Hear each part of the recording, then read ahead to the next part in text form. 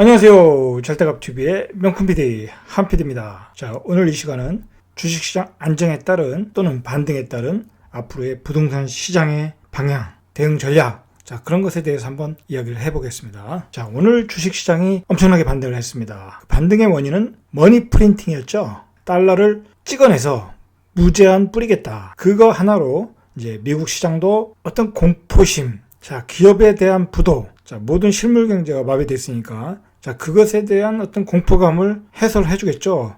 자, 신문에서 나온 그 표현에 의하면 수도꼭지에서 틀듯이 달러를 공급하겠다. 자, 미국은 기축통화를 가지고 있다 보니까 어떤 위기가 오면은 돈을 퍼붓는 거에 대해서는 어떤 그 제한이 없는 것 같아요. 그런 점에서 일종의 선진국의 기득권이라고 할까요? 자, 그런 게 있는 것 같아요. 생각을 해보십시오. 우리가 IMF를 맞았을 때 우리가 그렇게 돈을 찍어낼 수도 없죠. 뭐 찍어내면 그냥 그 베네수엘라처럼 되는 거니까, 인프레가 되는 거니까 달러를 찍어낼 수 있는 권리를 미국이 가지고 있다. 자, 그렇게 해서 미국은 일단 공포를 잠재웠다는 거죠. 자, 잠깐만 그 주식시장에 대해서 한번 잠깐만 얘기해 보겠습니다. 주식시장에 대해서 얘기를 안 할 수가 없는 게, 이 주식시장의 안정을 찾아야 우리 부동산 시장도 안정을 찾을 수 있다라는 거죠. 자, 그런 점에서 주식시장이 지금 안정을 찾고 있는 건가?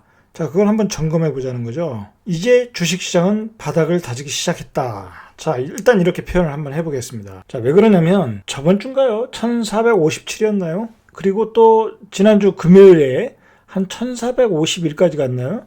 자, 일단 1400을 찍고 크게 두 번 반등을 했다는 거죠. 자, 그래서 일단 바닥 다지긴 했다. 자, 그것을 우리가 또 어떻게 알 수 있냐면, 기관과 연기금, 자, 연기금 돈이 들어와가지고 코리아 지수, 코스피를 방어를 한 것 같아요. 제가 보기에는. 자, 그리고 정부도 거기에 그 어떤 그 호재를 날려줬고, 자, 그래서 100조. 우리도 돈을 이렇게 투입을 해서 시장의 공포심을 제거하고 있다는 거죠. 자, 그래서 주식시장이 이제 바닥을 찍었다.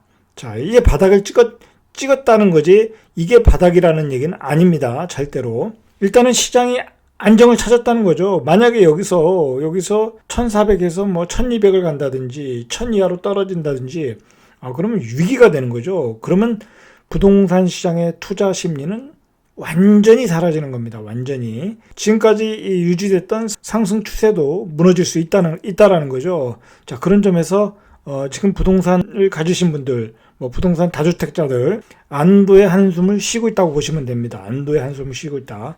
일단 1600선에서 자리를 잡았다. 자, 문제는 뭐냐면, 최근에 주식시장의 문제가 또 뭐냐면은, 개미들이 이제 많이 들어오지 않았어요. 학습효과, 그동안의 IMF, 금융위기, 뭐 그런 위기를 통해서 주가가 폭락했는데 삼성전자는 더 높이 가더라. 또 높이 상승하더라. 자, 그래서 20대, 30대 뭐 마통 만들고 융자 받아서 무지하게 들어온다고 합니다. 자, 그래서 일반인들이 그 삼성전자를 많이 샀는데, 증권 전문가들, 유명한 전문가들이 얘기하기로는 이렇게 일반인들이 많이 사가지고서는 삼성전자가 크게 급등하기는 어렵다라고 합니다. 근데 어쨌든 삼성전자가 일단 반등을 하였습니다. 자, 근데 5만원 이하에서 사신 분들은 한번 털고 다시 한번 쌍바닥을 찍거나 아니면 밑에 한번 더 떨어지거나, 자, 그러시면 한 번 더 사셔가지고 그때 길게 가져가면 될 것으로 저는 봅니다. 자, 그런데 증권 전문가들이 하는 얘기가, 반등해서 크게 이익이 나지 않는다. 크게 반등을 주지 않는다. 일반인들한테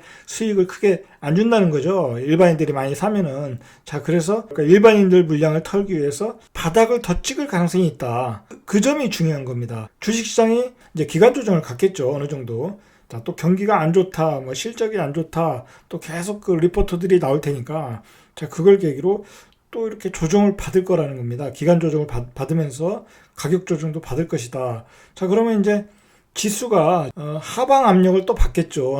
지금은 기술적 반등을 한번 주고 다시 한번 기간 조정을 받으면서 하락 추세로 또 갈 것이다 라는 거죠. 이런 그림을 가지고 우리가 앞으로 주식시장을 예상을 해야 된다는 겁니다. 큰 공포는 사라졌다. 대마불사는 유지.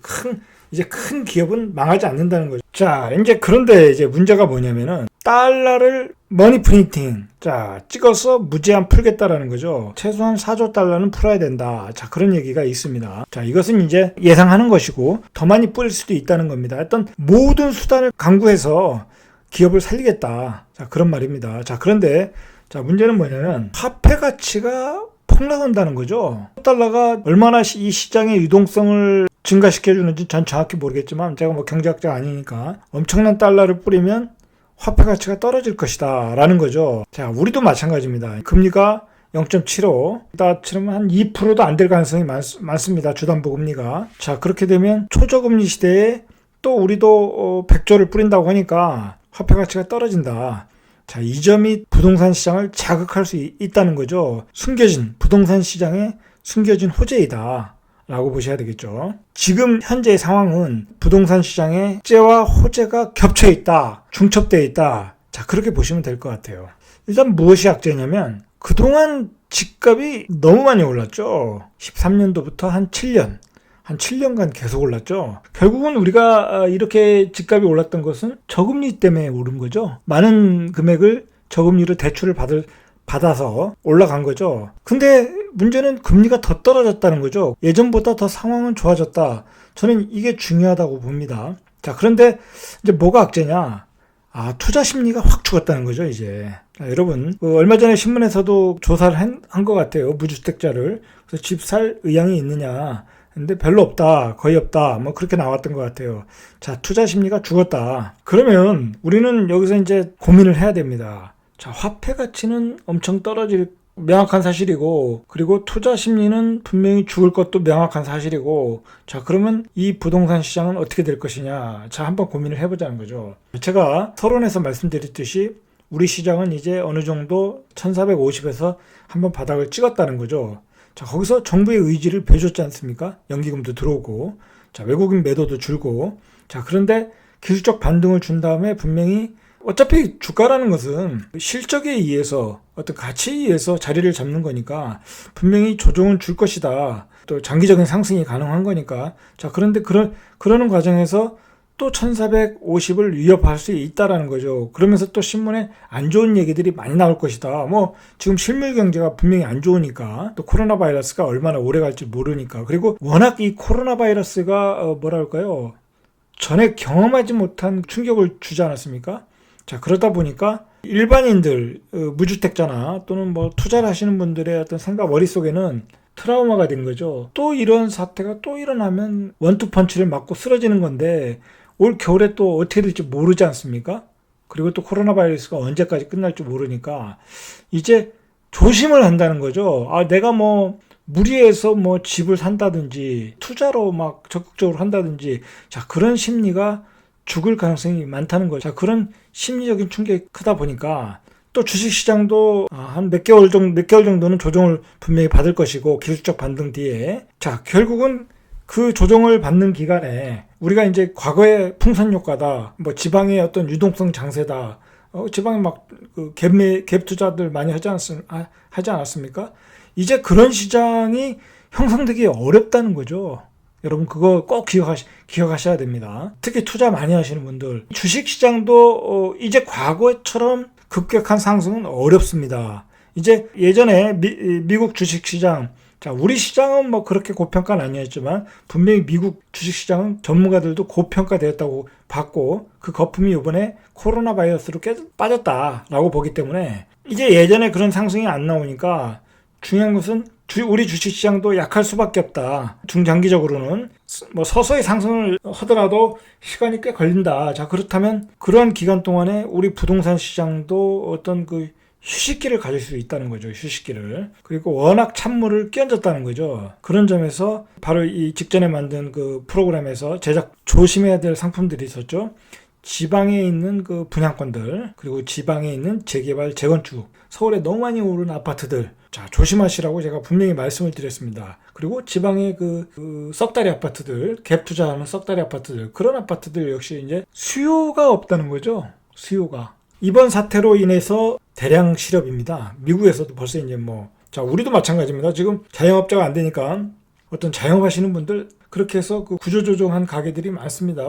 그리고 높은 전세가를 지불하고 살 수요가 없어졌다는 겁니다. 그런 시장 자체는 예를 들어서 내가 사더라도 전세입자도 맞추기 어려울 수 있다 라고 보시면 됩니다.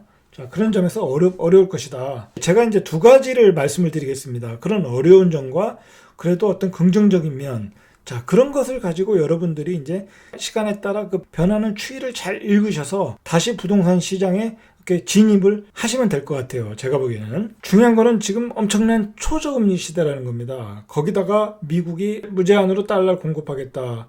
우리 역시 돈을 확 풀어대겠다. 그러면 이제 당연히 시장에 돈은 많고 돈은 오고 갈 데 없고 화폐 가치는 떨어지고 분명히 부동산 시장으로 언젠가는 돌아온다는 거죠. 자, 돌아오는데 어떤 상품으로 돌아오겠냐 이거죠. 어떤 상품으로. 제가 이제 부동산 아파트 시장은 양극화가 될 것이다 라고 이제 말씀을 드리는 겁니다. 이제 고급 아파트, 그리고 고가 아파트, 그리고 어떤 그 지역의 어떤 대장 아파트. 자, 그런 아파트들로 이제 초점이 맞춰질 수밖에 없다. 자, 그런 아파트들은 들고 있으면 절대 빠질 일이 없다. 그 화폐 가치 하락에 따른 해칭 수단이 되는 거죠. 해칭 수단. 자, 벌써 부동산 전문가들 사이에서 이제 이런 얘기들이 이렇게 슬슬 오고 가고 있습니다.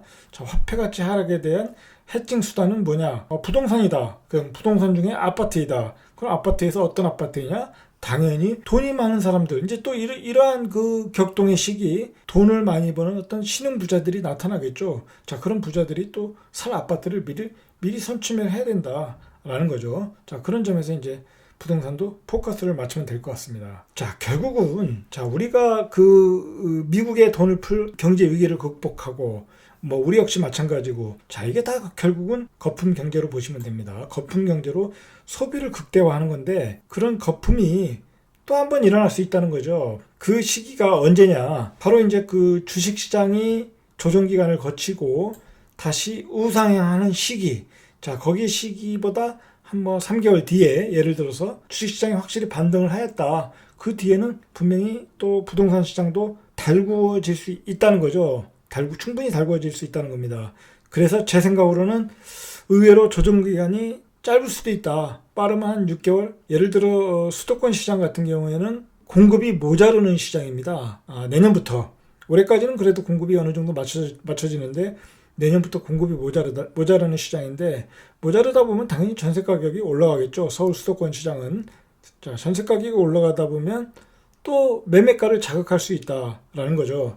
자, 그 얘기는 뭐냐면, 이러한 그 주식시장의 어떤 조정기에 급매물들이 나올 수 있다는 거죠. 자, 급매물이 나오면 바로 실수요자들 또는 투자로서 사시는 분들, 그런 분들은 적극적으로 저는 공략을 해도 상관은 없다라고 봅니다. 단지 이제 옥석을 가려라는 거죠. 옥석을 가리고 지방 아파트는 조금 반등이 오더라도 좀 늦지 않을까라고 봅니다. 저는 수요 기반이 어느 정도 회복이 돼야, 실수요가 살아야 그 투자자들이 산 물건들을 또 넘겨받을 수 있으니까. 그래서 지방 아파트는 당분간 관망하시고, 그 공급이 모자라는 지역, 그런 지역의 아파트들을 공략하시면 될 것 같다.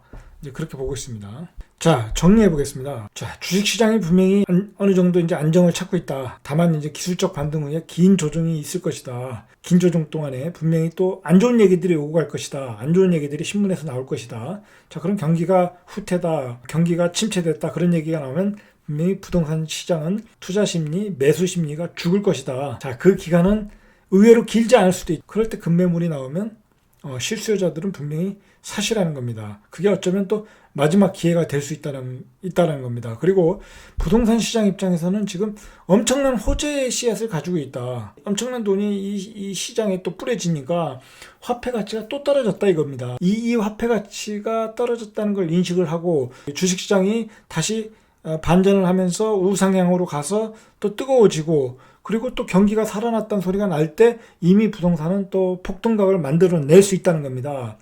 자, 여러분, 바로 이러한 시기에 여러분들은 자산을 늘려가셔야 되는 겁니다. 바로 이런 혼란한 시기에 여러분 생각을 해보십시오. 지금 이러한 초저금리, 거의 제로금리죠. 머니 프린팅, 그냥 돈을 찍어내는 세상, 그냥 찍어내겠다는 거 아닙니까?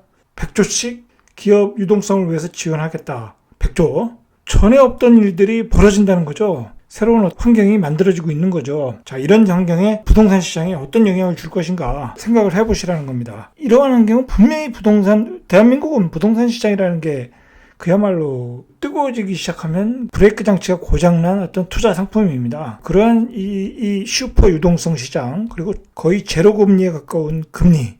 자, 이건 분명히 부동산 시장에 어떤 큰 태풍으로, 쓰나미로 다가올 것이다. 자, 그러면 무엇으로 해칭을 해야 되는 건가? 당연한 거죠. 아파트죠. 자, 좋은 아파트를 쥐고 있어야 된다는 거죠. 자, 두고 보십시오.